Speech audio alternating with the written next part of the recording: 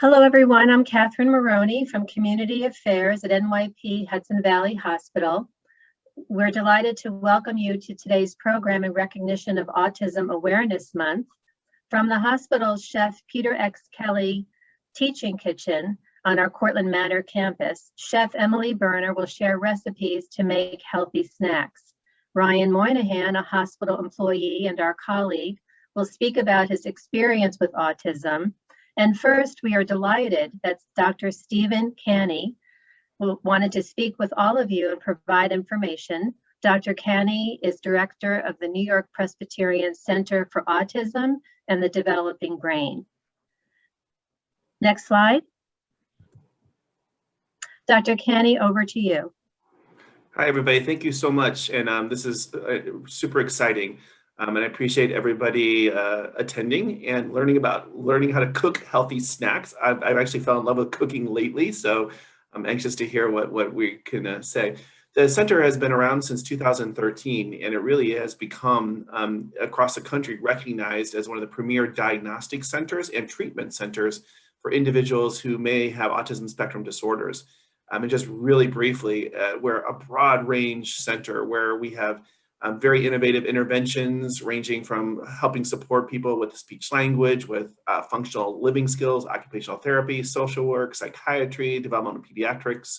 We also do a ton of new research having to do with technology. We're exploring new technologies for screening and diagnosing and assessing autism, as well as a bunch of different interventions that are coming along with regard to pharmacological interventions and others. We do a ton of training too. So the providers that we have at our center are some of the most world-renowned clinicians, both in terms of intervention and diagnosing. And what you see on the right-hand side is our incredibly beautiful campus where we have our center. And just one last plug for the center is the people who design the center, it's one of those places where the building itself reflects our mission. So we had architects who helped us and people who have autism helped us design a space that's friendly and supports the work that we do in the world of autism. Next slide.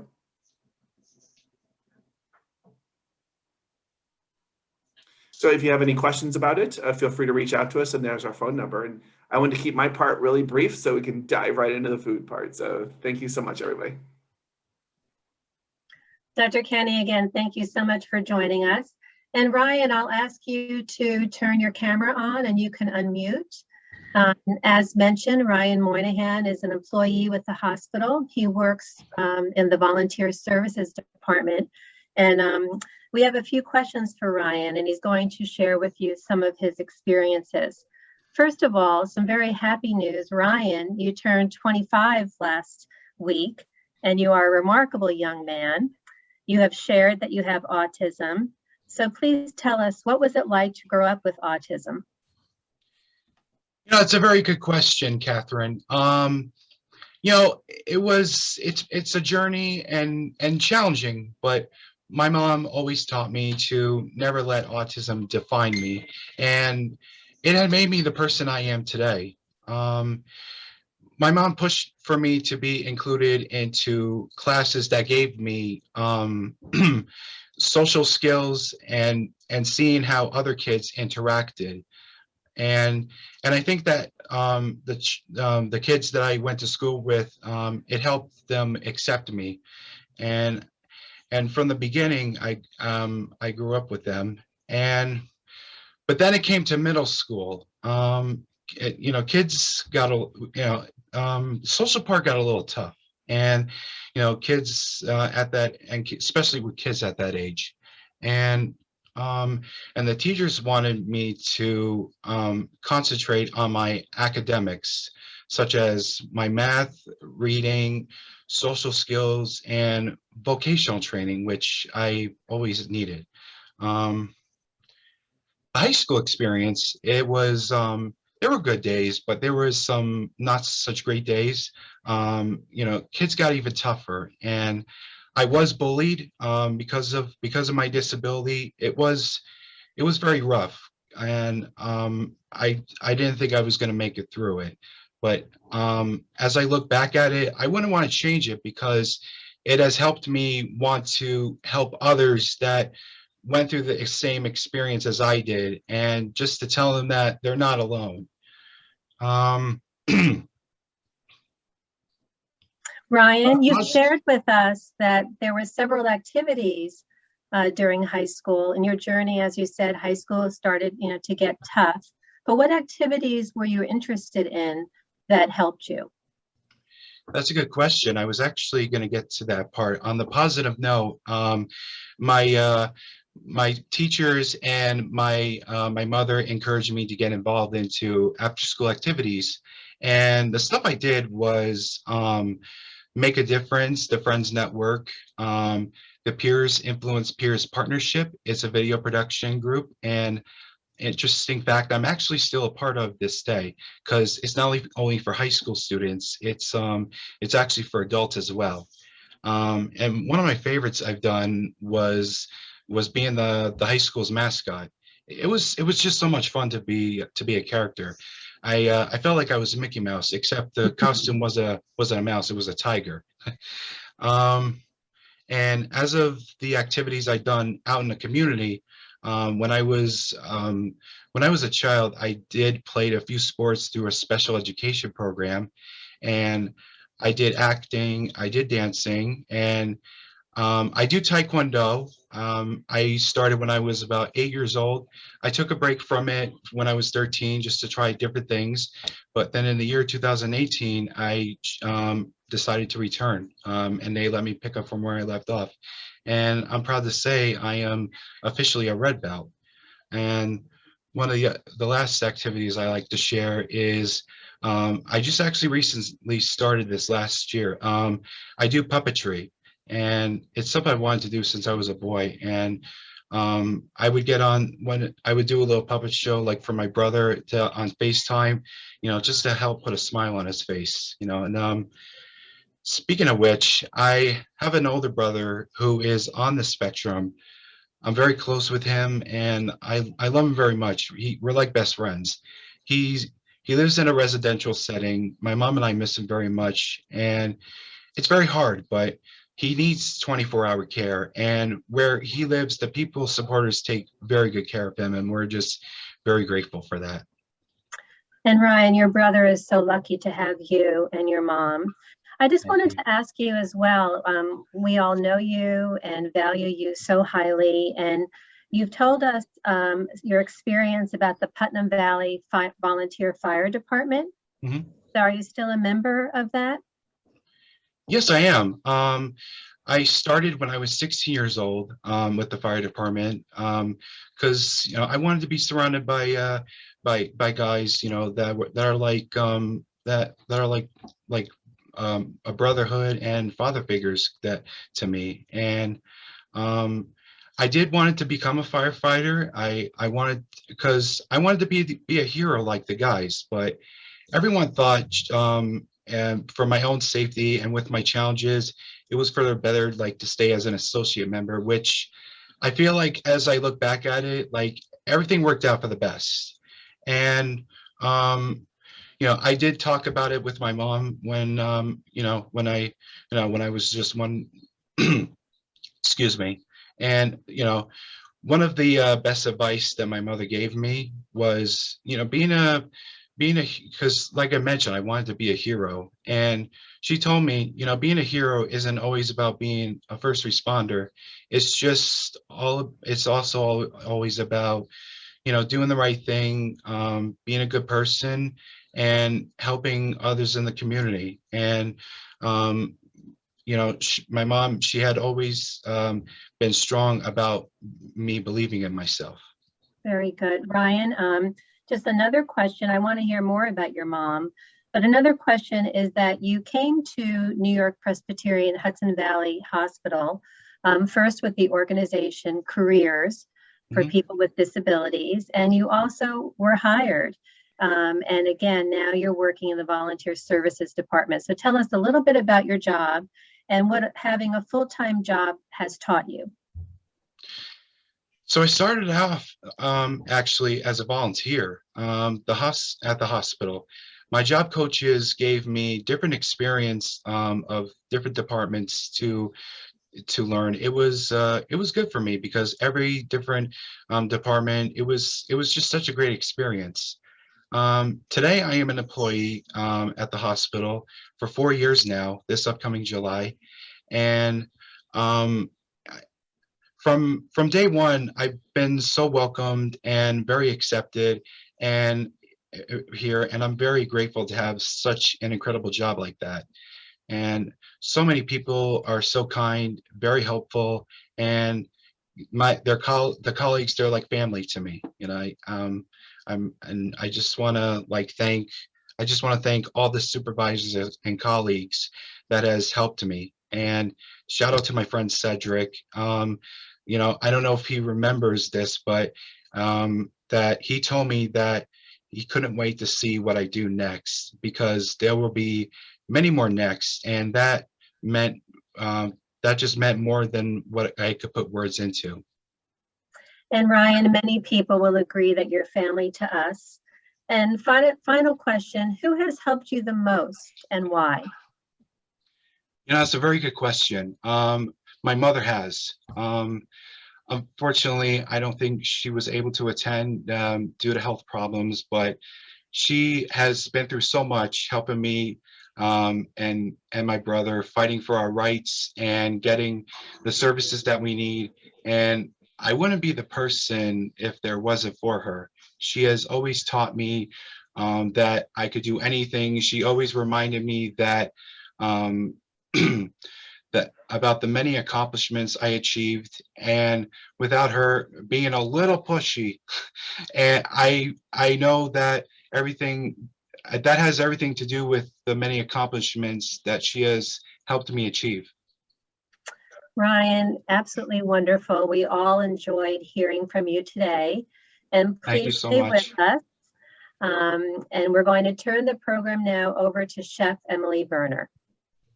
Thank you so much, Catherine. Chef Emily, go ahead. Great. Thank you so much, Catherine. And thank you, Ryan, for sharing a little bit about your experience of growing up with autism and just what it's like to be you. It actually sounds really awesome to be you. You're an amazing person and inspiration to all of us. And for those of you who haven't seen Ryan on a dance floor, he will just blow you away because he's an amazing dancer. He's an amazing person. So we're really honored that you're here with us today, Ryan, joining us in the teaching kitchen. So thank you for your time.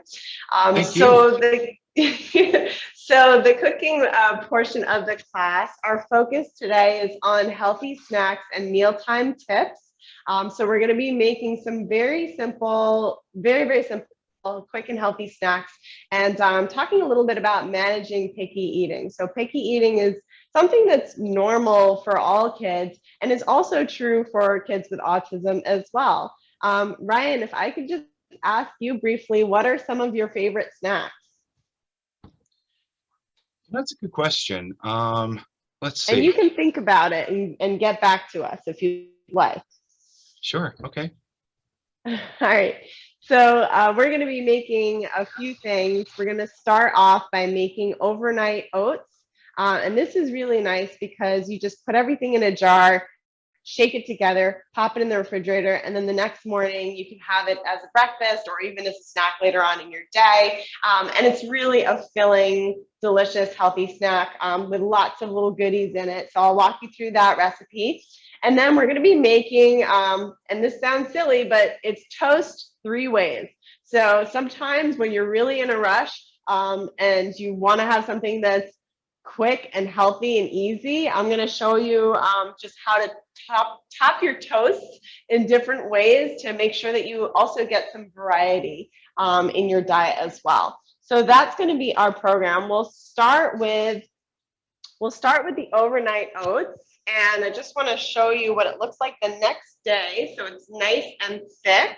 And we're going to top that with some banana. But when you put it in the jar, everything's going to look really sort of liquid and thin. So while it's sitting overnight in the refrigerator, that's when it gets to be that like nice texture that you kind of expect from oatmeal. So the first step is we have our rolled oats, simple rolled oats. I like to use the ones that are not quick cooking because the quick cooking ones just get a little too mushy. And I don't like to use the steel cut ones because those don't get soft enough. So we're having a Goldilocks moment here. We're going to use rolled oats because they're just right. We're going to add a couple of health supportive things in here. Our chia seeds. Not sure if anyone here has tried chia seeds, but this is what they look like. They're extremely high in fiber, very high in omega-3 fatty acids, very good for the heart and the mind. And finally, they also contain some protein and minerals. So we're going to add our chia seeds. Okay. We're going to add a little bit of maple syrup to sweeten this up. And you can add as much or as little as you want, depending on, the sweetness that you like for your oatmeal. You could leave the maple syrup out if you wanted. That would be fine too. We're going to add some almond butter. You could also use peanut butter if you wanted. The point of the almond butter is really to add more protein. So whenever you're having breakfast, you want to try to have a good combination of protein and fiber, at least 5 grams of each. And if you're just having the oats and the chia seeds and you're not getting that much protein, your body's going to run through that quickly. So we want to give you extra energy to kind of hang on to and keep your body satisfied for longer. So that's where the almond butter comes in. Every time I smile, my headphone pops out a little bit. I have to be very serious today. So the other thing we're going to be adding is our almond milk, and you can add whatever kind of milk you enjoy. So that could be soy milk, that could be, cow's milk, if that's what you wanted. We'll put the lid on so you can see everything is kind of layered. And then this is the fun part. You just get to shake it. So you just keep shaking it until everything's really, really well mixed. Other things that you could add in here are some cinnamon, if you like that flavor. You could use coconut sugar instead of maple syrup. You could throw in some flax seeds, right? So this is our mixed overnight oats. And you can see how it's still very kind of a liquidy texture. But then after you waited overnight, it gets to be this really nice, thick texture. The other thing that you can add into this is some yogurt. So if you like yogurt or you just want to enjoy like the probiotic qualities of the yogurt, you could definitely put a spoonful or two of yogurt in here. And then here we can just use the banana, slice it up, and top our oatmeal with banana. Any questions about that recipe? Ryan, what do you think? All right, I think Ryan, there you are. There I am. Looks terrific. All right, Ryan approved. Awesome. Looks very Chef good. Emily, a couple of questions. Sure, go ahead. Margaret is asking for clarification that at the start of this recipe, the oats are not cooked, correct? Correct, yeah. So they're raw oats and they're just soaked in the almond milk, which makes them really nice and soft. So this is the nice thing about this recipe is you just shake it, put it in the jar, throw it in the fridge, and next morning you're done. So you don't need to cook this. If you prefer to have a hot breakfast, you could take it, dump it into a bowl, and then put it in the microwave for 30 seconds to a minute to heat it up, but you don't have to cook the oats. Yeah, thank you. Good question. And Chef Emily, Gail is asking for ingredient amounts, but that will be in the recipe booklet. So do you want to? Exactly. So in the booklet, you have the recipe here. So for 2, it's 1 cup of almond milk for 2 people, 1 cup of almond milk, 2 tablespoons of chia seeds, 4 tablespoons of peanut butter or almond butter, 2 tablespoons of maple syrup, and 1 cup of oats. So this is the recipe. And you will get this in your email if you haven't already. So we will make sure that everybody has that. All right. And Chef Emily, one more question about this recipe before you move to the next. Cedric is asking, will the texture of the chia seeds soften up when soaked overnight? Yeah, so Cedric, great question. And you're exactly right that the chia seeds, as they absorb the water, or the almond milk or whatever kind of liquid you put them in, they kind of form like a gel. So they're still going to have like a tiny little crunch to them, but they are going to be much softer. Yeah. Okay. Are we ready for the next recipe? We're ready for the next recipe. Thank Okay, you. fantastic. So this is our whole wheat toast. And we always try to use whole wheat whenever possible because whole wheat includes all three parts of the grain, meaning that it also has fiber, the external part of the grain, and it also has the germ, which contains all of the vitamins and minerals and all that good stuff in the wheat. So whole wheat means all three parts, and this is our whole wheat bread. So whenever possible, try to buy things that are whole wheat as opposed to made with refined all-purpose flour, because you're just going to get more fiber, which is really going to help to regulate your blood sugar and help you to digest the food well. So we have 3 toasts we're making. So one is our avocado toast. So we're going to start with our ripe avocado. And you can always tell an avocado is ripe because it should just, when you press it, it should just yield to the touch, right? So we're going to start by putting the avocado on its side, putting hand flat on top, and cutting through the top here, the little stem part, right? And then you can just turn the avocado. You don't even have to move your knife. And then knife goes away. You've got your ripe avocado. And a lot of people don't realize you can store avocado in the freezer. The way you would do it is you would scoop it out, right? Just like I'm doing here with a spoon. And then you would put it into a Ziploc bag. And you would kind of mash it and press all the air out of the Ziploc bag so it doesn't oxidize, right? Because what makes avocados turn brown is oxidizing. So we just have our toast, our avocado, and we're just going to use the back of a fork to smash. And this is it. This is the simplest snack there is. Half of an avocado has about 130 calories. It does have a good amount of fat, but they are the good fats, known as monounsaturated fatty acids. So we have our avocado toast, pinch of salt. If you want, you can add some seasoning to this as well. I have a little smoked paprika here.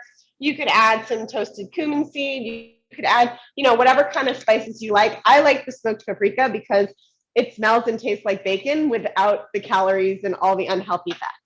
So this is our toast number 1. Any questions about that? Quick and easy. If you wanted to, have this for lunch, for example, you could cook up an egg and put that on top. Chef Emily, why is it called smoked paprika? So good question. The smoked paprika is because the paprika, in Spanish, it's called pimiento de la vera. It's a specific kind of pepper that's grown in this region of Spain called La Vera, V-E-R-A. And the peppers are, if they're harvested and processed, that's just paprika. But if they're harvested and put into a smokehouse and then they're smoked, they're given this kind of flavor and then they're processed, that's smoked paprika. So that's the difference. They're just different types of processing the peppers and they create different flavors. Very good. No more questions at this time. Okay, perfect.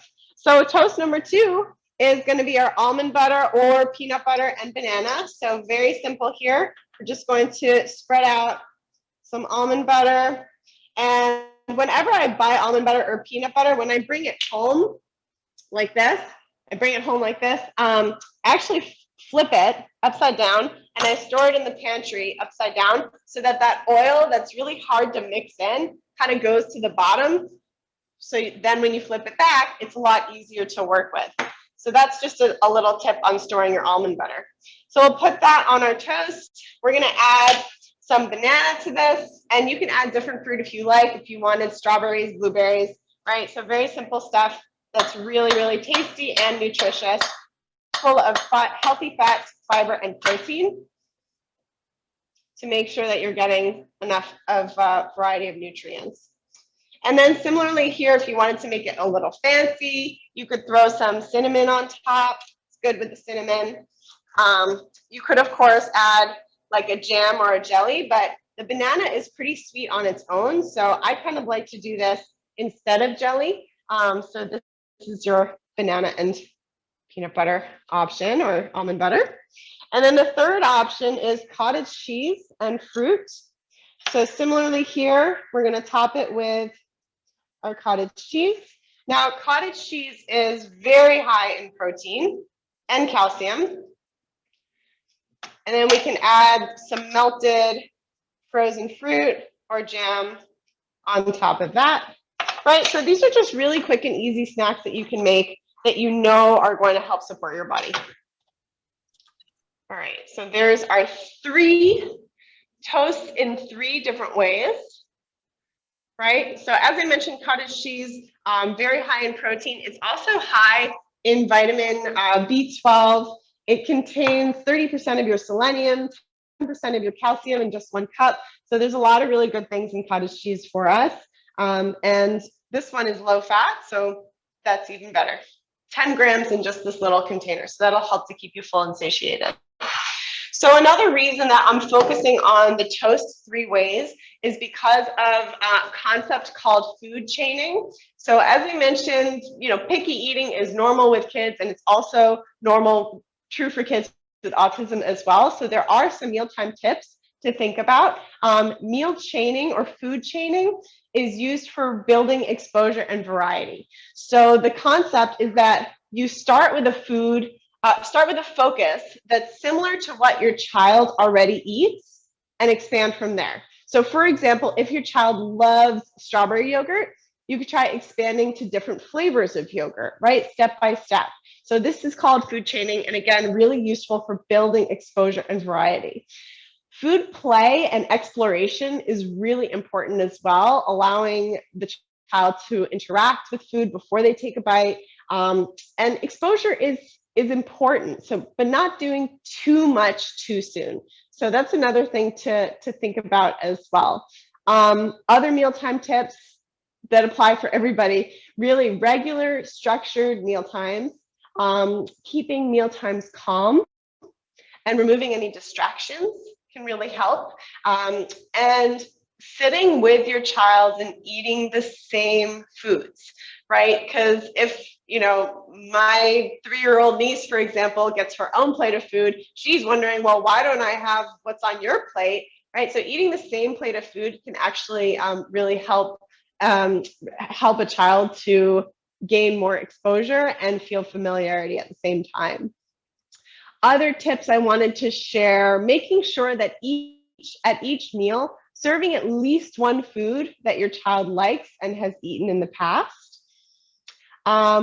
And offering food many, many times. Consistency is very important. So some children need weeks or months of exposure before they accept a new food. So keep trying. I think there was a study that said that a child needs to try a food 17 times before it's fully accepted. So keep trying with different foods. Any questions about all of that? I think I mostly covered everything about the mealtime tips I wanted to mention. There's really not one food that anybody should avoid unless there's an allergy or the food has a direct negative impact on your child. But generally, variety is good to, expose your child to a variety of food. I often also get the question, oh, go ahead, Catherine, I'm sorry. Yes, we just have time really for one more question. And Deborah is asking about brands or suggestions on whole wheat bread and where to buy. So brands or suggestions on whole wheat bread. So generally what I suggest is read the labels. You want to look and make sure that on your ingredient list, there aren't any sort of additives or preservatives or things that you can't really pronounce. The first ingredient should read 100% whole wheat flour. If the first ingredient is not 100% whole wheat flour and it's, then it's probably a more refined version. I'm kind of careful about whole grain breads because that means you could take a beautiful loaf of white bread, for example, and just sprinkle in 7 or 9 different grains that are still whole in their entirety, but it's not a whole wheat base. So you're just getting white bread with some grains sprinkled in. So that's one thing I just like to tell people to be mindful of. Chef Emily, thank you. I have another comment or two, but any final comments? It's 1 o'clock. We want to be respectful to people's schedule. Any final comments? Chef Emily? Oh, from me? I'm sorry. I thought you meant from our audience. No, I think this is it. So I'm really grateful to everybody for joining, for tuning in, for this class, and to Ryan for sharing his experience. And it's always a pleasure to work with you, Ryan. So look forward to more opportunities in the future. Thank you, everybody, for watching. And let me just add that after every program or class, the chat box is often full of praise for Chef Emily and our programs. And Ryan, I hope you've noticed all the comments of praise from so many people, especially your colleagues. And your mom also wants you to know she did join us, and she's so proud of you. And she also is sending a thank you to everyone at NYP Hudson Valley Hospital for all that we do. So on that note, thank you everyone for joining us for a great program. Ryan, thanks again. Thank you Thanks, guys everybody. so much. Thank you, Catherine. Thank you for moderating. Thanks, everybody.